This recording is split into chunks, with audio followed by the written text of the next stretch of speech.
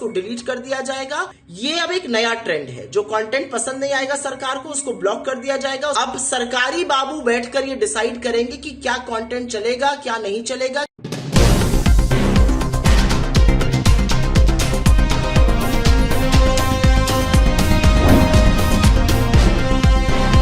नमस्कार, आप देख रहे हैं द संकेत लाइव और मैं हूं तमन्ना। आज की इस रिपोर्ट में बात करेंगे उस मुद्दे की जिसने सोशल मीडिया से लेकर राजनीतिक गलियारों तक नई बहस छेड़ दी है, क्योंकि भारत में कई सोशल मीडिया अकाउंट को अचानक ब्लॉक कर दिया गया है दोस्तों। और ये कार्रवाई ऐसे समय में हुई है जब सरकार की आलोचना और व्यंग को लेकर पहले से ही माहौल गर्म है। 18 मार्च की रात से कई लोकप्रिय अकाउंट भारत में दिखाई देना बंद हो गए हैं दोस्तों, जिनमें @नेहर_WHO, @डॉक्टर नीमो यादव, @इंडियन_अरमादा,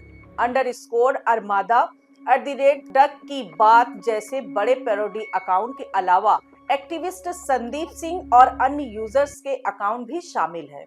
अब जब कोई यूजर इस अकाउंट को खोलने की कोशिश करता है तो एक मैसेज दिखाई देता है जिसमें लिखा होता है कि कानूनी मांग के जवाब में इस अकाउंट को भारत में रोक दिया गया है। यानी साफ है कि ये कार्रवाई किसी सरकारी आदेश के तहत नहीं की गई है। लेकिन सबसे बड़ा सवाल यही है कि आखिर ये आदेश किस आधार पर दिया गया और किस वजह से इस अकाउंट को ब्लॉक किया गया है दोस्तों, क्योंकि अभी तक इसकी कोई स्पष्ट जानकारी सामने नहीं आई है। बताया जा रहा है कि ये सभी अकाउंट सरकार की नीतियों, अल्पसंख्यकों के मुद्दे, एलपीजी संकट और ईरान इजराइल अमेरिका संघर्ष जैसे विषयों पर आलोचनात्मक या व्यंग्यात्मक पोस्ट करते रहे हैं। और यही वजह है कि इस कार्रवाई को लेकर कई सवाल उठ रहे हैं। इस पूरे मामले पर इंटरनेट फ्रीडम फाउंडेशन ने भी चिंता जताई है दोस्तों, और कहा है कि सोशल मीडिया पर पोस्ट और अकाउंट को बिना स्पष्ट कारण के ब्लॉक किया जाना गंभीर मुद्दा है। उन्होंने कहा कि यूजर्स को अक्सर केवल एक सामान्य नोटिस मिलता है जिसमें ये नहीं बताया जाता कि आखिर कौन सा कानून या कौन सी पोस्ट इसके पीछे जिम्मेदार है। और यही पारदर्शिता की कमी इस पूरे मामले को और ज्यादा गंभीर बना देती है। बल्कि पब्लिक पॉलिसी रिसर्चर प्रतीक बाघरे ने भी इस पर टिप्पणी करते हुए कहा कि हाल के दिनों में अकाउंट लेवल पर बैन की घटनाएं तेजी से बढ़ रही हैं। उन्होंने ये भी दावा किया कि 11 मार्च से अब तक ऐसे 42 मामलों को नोटिस दिया गया है। यानी कोई एक दो अकाउंट की बात नहीं है, बल्कि एक पैटर्न दिखाई दे रहा है। इस कार्रवाई पर राजनीतिक प्रक्रिया भी तेज हो गई है दोस्तों। कांग्रेस नेता सुप्रिया श्रीनेत ने इसे अस्वीकार बताया और कहा कि बिना वजह कंटेंट और अकाउंट को ब्लॉक करना लोकतंत्र के लिए खतरा है। ये अब एक नया ट्रेंड है, जो कंटेंट पसंद नहीं आएगा सरकार को उसको ब्लॉक कर दिया जाएगा, उसको डिलीट कर दिया जाएगा और सरकारी आदेश से अकाउंट को ही इंडिया में बैन कर दिया जाएगा। ये काम अश्विनी वैष्णव के दोनों मंत्रालय, ministry of electronics and information technology और ministry of information and broadcasting करा रही है। Section 69A of the IT act का हवाला देकर यह काम सोशल मीडिया प्लेटफॉर्म्स के माध्यम से कराया जा रहा है। आदेश अश्विनी वैष्णव के मंत्रालयों से आ रहा है। ये आजादी जो अभिव्यक्ति की है उस पर एक बहुत बड़ा प्रहार है।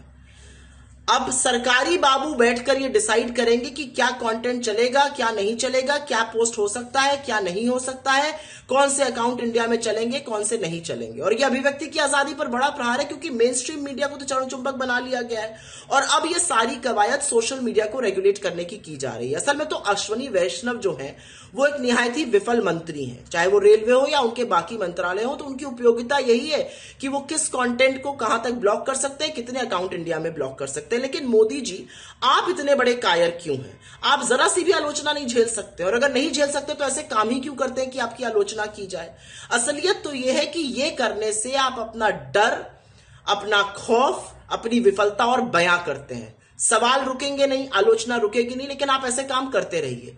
और वो लोग जो लोकतंत्र खतरे में है जैसी बात सुनकर बड़ी आपत्ति दर्ज करते थे, नाक भौं मुंह सिकोड़ते थे, वो क्या कहेंगे? सवाल पूछने पे अकाउंट ब्लॉक कर देना क्या ये लोकतंत्र को कमजोर नहीं करता है? क्या ये लोकतंत्र खतरे में नहीं डालता है? वहीं कई अन्य यूजर्स और कंटेंट क्रिएटर्स ने भी सवाल उठाया कि क्या सरकार की आलोचना करना अब अपराध बनता जा रहा है, और क्या सोशल मीडिया पर अभिव्यक्ति की स्वतंत्रता सीमित ही की जा रही है। वहीं दूसरी तरफ कुछ लोग ये भी कहते हैं कि सरकार के पास ये अधिकार होना चाहिए कि वो गलत जानकारी, फेक न्यूज या देश की सुरक्षा के खिलाफ किए जाने वाले कंटेंट पर कार्रवाई करे और इसके लिए आईटी एक्ट की धारा 69A का इस्तेमाल किया जाता है। इसी धारा के तहत सरकार सोशल मीडिया प्लेटफॉर्म को कंटेंट हटाने या अकाउंट ब्लॉक करने का आदेश दे सकती है दोस्तों। लेकिन यहाँ सबसे बड़ा मुद्दा ये है कि क्या इस कानून का इस्तेमाल संतुलित तरीके से हो रहा है या फिर इसका दायरा बढ़ता जा रहा है, क्योंकि हाल ही में ये खबर भी सामने आई है कि सरकार धारा 69A के तहत कंटेंट ब्लॉक करने के अधिकार को और ज्यादा मंत्रालयों तक बढ़ाने पर विचार कर रही है। यानी आने वाले समय में गृह, विदेश, रक्षा और सूचना एवं प्रसारण मंत्रालय भी सीधे ऐसे आदेश दे सकेंगे।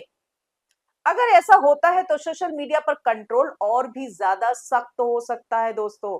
और यही वजह है कि यह पूरा मामला केवल एक अकाउंट के ब्लॉक होने तक सीमित नहीं है, बल्कि ये डिजिटल फ्रीडम और लोकतांत्रिक अधिकारों की बड़ी बहस बन चुका है। अब सवाल ये है कि क्या यह कदम जरूरी है ताकि फेक न्यूज और गलत जानकारी को रोका जा सके, ये फिर ये अभिव्यक्ति की स्वतंत्रता पर एक बड़ा दबाव है।